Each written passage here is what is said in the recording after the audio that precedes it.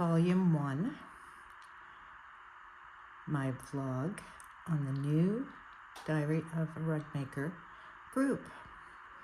And I will try to do some vlogging, which is video, instead of writing a lot of these long posts. Avery says, Nanny, no wonder they don't pay any attention. He said, look at your post. Look how long it is. And I sort of agree with him. A lot of people don't want to read those long book posts anymore. So, this is, first I want to go over some things about wool. Then I'll tell you a bit about what happened on the weekend. The first thing is, I have a question. Now, there is no way in heck am I ever going to do any kits for the David Star. The David Star is this one, remember? The large one. This is where I put them together with the interfacing type thing. And of course, I tried to make the mat, my kits, as close to the original as possible. The pennies are not the color so much as what's in between the pennies. So I had to have, and I did, the colors for this, for all my kits. This was my pattern. The question is, should I do one of these diamonds as a pattern and give it to you? Do you think you could follow along if I have the base for you in a pattern? Basically, you just fill in the blanks with the pennies. And I show that on my videos.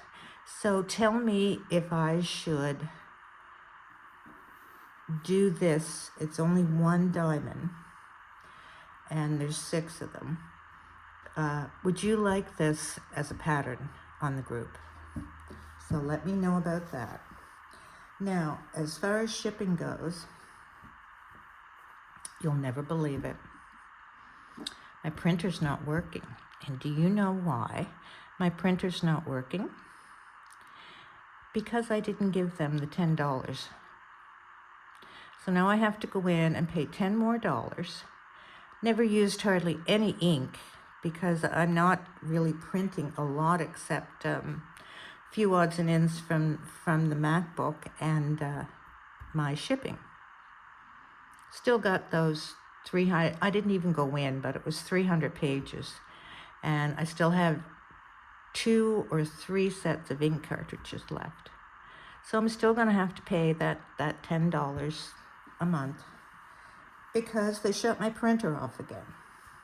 So I'll go in the morning and pay for it, and then they'll turn my printer on. And that's what I do until I use up my ink. But I got to thinking, how many months? Because this has been a whole month and I didn't use hardly any ink. So how much are those ink cartridges? Are they going to cost me for $10 a month? How many months? So I think what I need to do is print a lot of things out and just do it until it's not worth the money from the ink I have. And then I am going to throw this printer in the garbage so fast. Oh my gosh. Anyway, okay, that's the first thing. Should I do this, the triangle, and put it on for you? And would you be able to make the David Star with my video instructions and the pattern? The pattern is the big thing because it took a long time for me to figure out this pattern and how to do it. Okay, that's that. Second woolly question. So I have been cleaning, getting the bundles ready, the yard sale bundles. So if you remember the kitty that I made with the apron and all of that, I used this part, it's pieces of a quilt, so I used these for her clothes. Now there's quite a few of them. So I think, look, that one's pretty nice. I think what I should do is, I think I will give these a rinse and wash them. I don't think they need to go in the dye pot. There's a piece where it was knotted and there's holes in it there. So what do you think? There's another one, there's like this. What should I do? Should I bundle those up? There's quite a bit of them.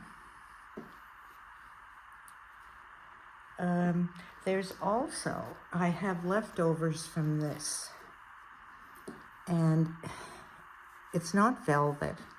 I'm not sure what it is. I don't even remember what it was before I cut it. It's like that. I don't think it's velvet. I mean, it looks really nice, but I had it in a friend's kit. Now,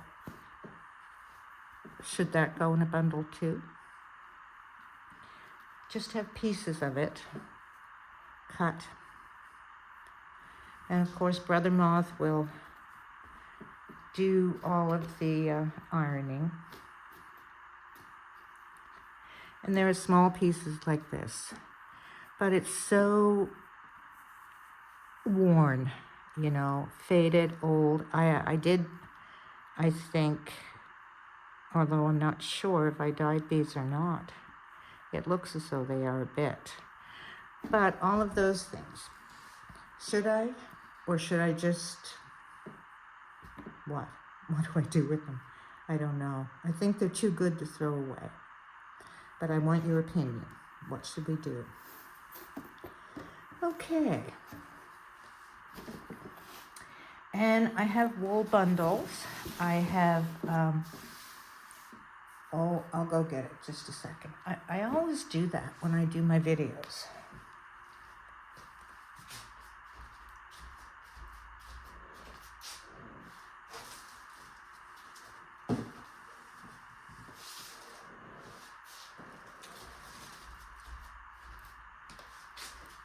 Okay, so there are a lot of pieces of just plain, like this. These are the tablecloths that I dyed. There's one with that on it. Should I do a bundle of those? And it's actually more than a bundle. It's probably 2-3 bundles. But should I do those? Is anyone interested in purchasing things like that? Because I don't want to iron them. Of course, I don't iron them, but Brother Moth does. But I don't want to go to the trouble and iron them, bundle them up, and that sort of thing. Even the other box to wash and that type. Just let me know what I should do. If I should do those in a bundle or just go hide them somewhere. Okay, the next thing is non-wool related, but it's funny. And I posted yesterday about the Diary of a Rugmaker. That's our new group. Instead of a Rugmaker, I made a Rugmaker. The other thing is, oh no, one more thing with wool. So I'm pretty well. I only have a few orders to go out. And I was trying to get them done for Brother Moth to take in because, as I told you, he broke his hearing aid. and he absolutely can't hear a thing without his hearing aids. So Lucas gave him a set of hearing aids that he purchased from Amazon, and honestly, they're as good as his, I don't know what it was, $3,000-$4,000 Costco hearing aids. So he's been using those, and he canceled his city trip for a bit because his bike is down, and he's waiting to get that fixed. So I'm going to be sending the orders out this week, but however, I have two of these. These are the one with the ones where you go like this, the kit. I only have two to do, like that. So the thing is, it's over 100, I think 125 in a kit, around that anyway. So I will not send them with these on. So I go around and I cut those because some were already cut. And then I have them in squares. Sometimes I'll try and cut two because it's very thin wool. It's really nice. So I have these to cut by hand. So I got another, what have I had? I think I got about 150 more to cut or something like that before I can put that kit together and send it. And one is for Arlene, and I have Donna's already done, but Arlene's the one that I have to do. So this is the next thing that happened this past weekend. Well, actually, it happened before then, because when I was in my teens, my 20s, my 30s, I was very big into prepping and making preserves and cooking and recipes, and I just loved it. You know, I loved doing that. That changed when I went carnivore, when I was just eating meat. Even dirty carnivore that I'm doing now is like meat, beef, pork, basics without a lot of garbage in it. Just a nice steak fried in butter, things like that.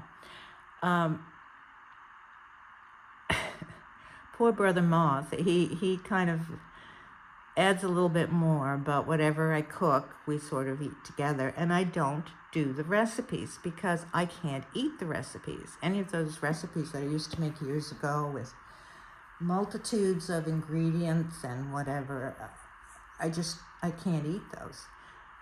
And it's very difficult to cook for one person. So now things have changed. We have two people, two bachelors, one on each side of us, for my neighbors, and they don't cook.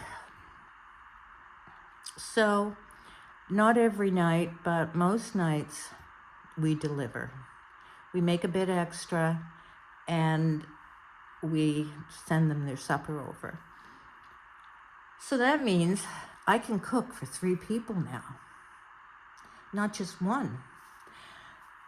So I got my recipes. I went down and got them out of storage.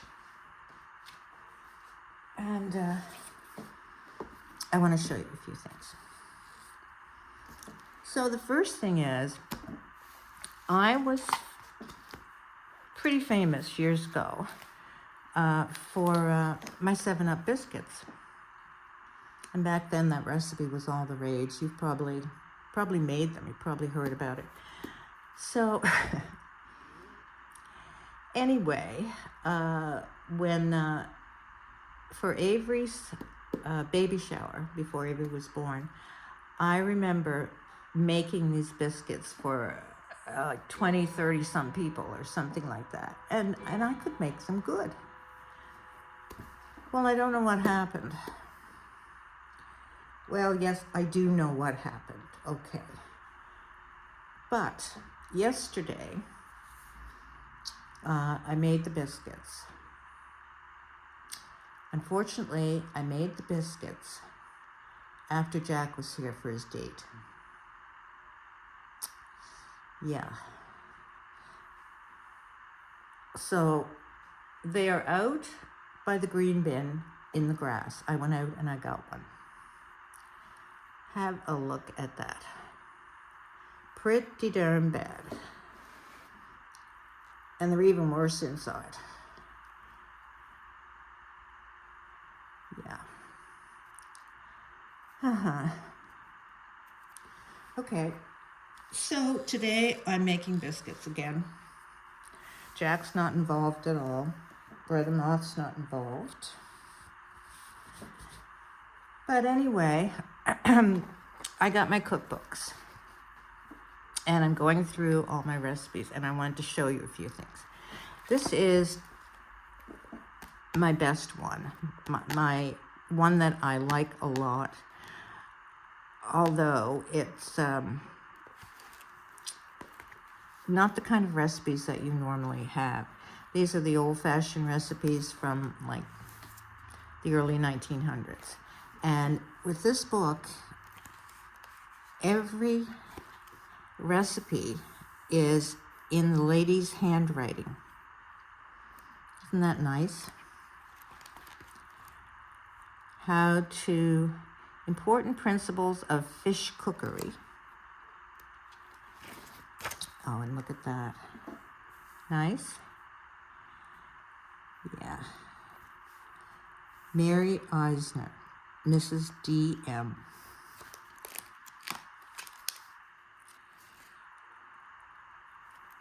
Okay. And most of the recipes have the husband's name.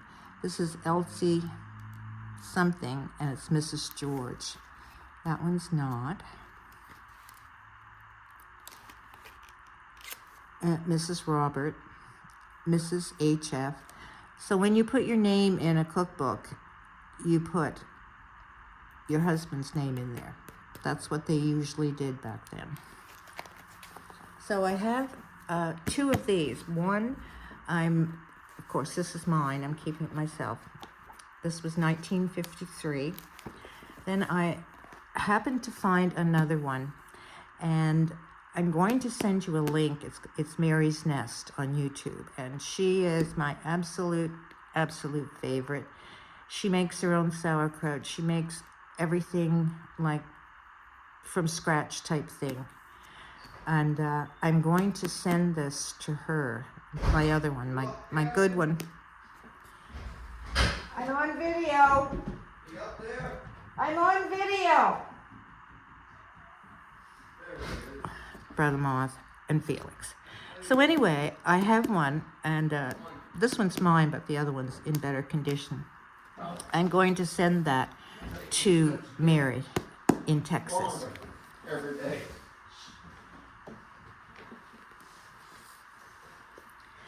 So I have a lot of these type of books that, this is the Queen's chapter of the registered nurses from the hospital in Liverpool. And these are in pretty good shape. I don't know when that was published, but they don't say. So I have a lot of these. And the one in particular that I have is from our church where I grew up. And I have a friend that most of her family has recipes in here. So I photocopied the pages for it. But anyway, let's see, can I get it? There I am, Mrs. Luke Rayfuse. Most people used their husband's name. Mrs. Russell Wiggle, Mrs. Freeman Wiggle, Mrs. Vincent Corkum. There's one, Miss Sharon Now, But back then, everyone was a Mrs. And we aren't now, are we? We wouldn't think of signing our name like that in a cookbook. So another one that I really enjoyed was this one. This I had for so long. This one has the sweepstakes. Where is that? That's a famous recipe. Was back then. So I made that the other night, and that was a disaster. And I made that all the time. I don't know why. I'm not even sure where it is. But anyway, my cooking talents have gone to heck in a handbasket for sure. So I'm starting to cook now. This one is my all-time favorite. I've made so many. Actually, when I was in my 20s, I think it is, around that, I belonged to a recipe club, book club. And every month they would send recipes. Remember when we used to do that? But this one has everything in it. So today I'm going to make raw cabbage relish. And my mom made it, and I have it there, use half the recipe. So you just use, it's like a coleslaw, but you do it up as you would pickles. Although you don't cook the cabbage or anything like that, but you cook the broth, the juice, the vinegar, celery seed, mustard seed, that sort of thing. And you put it hot in the jars, and then you keep it in the fridge. So I want to try that today, see if I can mess that up and how to do it. The other thing is, I have a couple, I got about 4, I think, but they have my mother-in-law's writing. This is her cookbook. She put all her recipes down. She used to cook for people that were working on the roads. They would have cooks where they fed them. You wouldn't go home every night. You would stay in the camps and things. Well, she did that, and these are all her recipes. And this is my writing, I would put those in for her to do. What I want to do is this. I want to photocopy these in their writing, in my mother-in-law and my mom's writing. This is my mom's book, and this is her writing.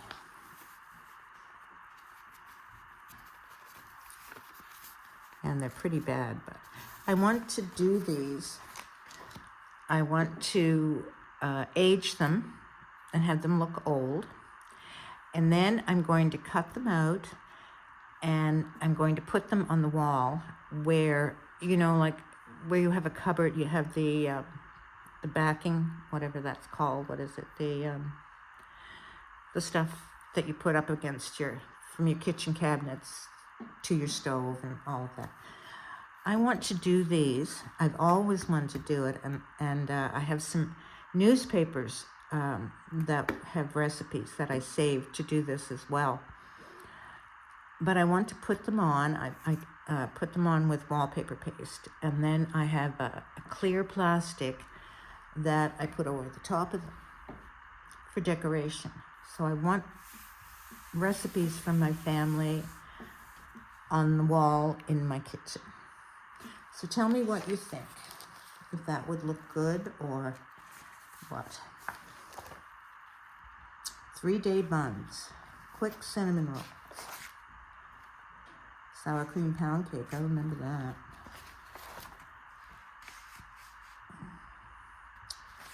I used to make a lot of loaf bread, cinnamon bread, lemon bread, banana bread, all those. Everyone used to enjoy those. So that's what's happening here. Oh, this is cute. My dad never went to school. Not a day in his life did he ever go to school. He couldn't read. He could write his name. But there are a lot of older folks back then that didn't go to school. My mom went to school, but she did only go to grade 8, and she had to stay 3 years in grade 8. I'm not sure why she did that. But anyway, back then, a lot of people could not afford the books because you had to buy the books to go to school. The family had to buy the books. And then the books were passed down from child to child type of thing, and there was writing in them and things like that.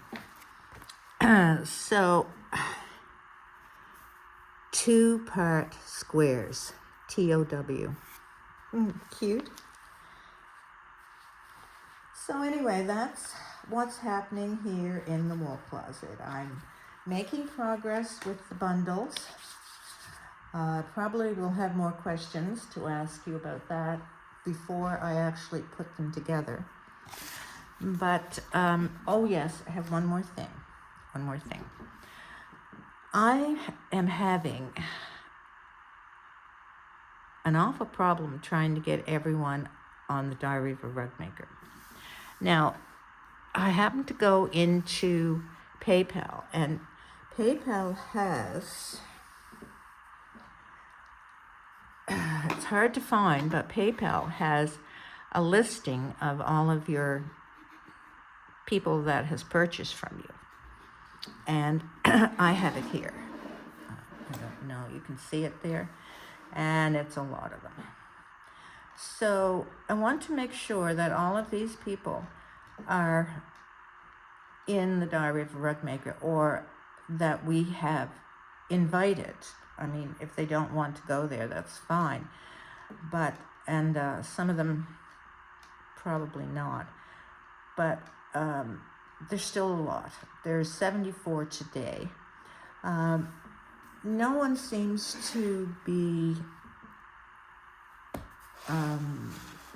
finding my invites.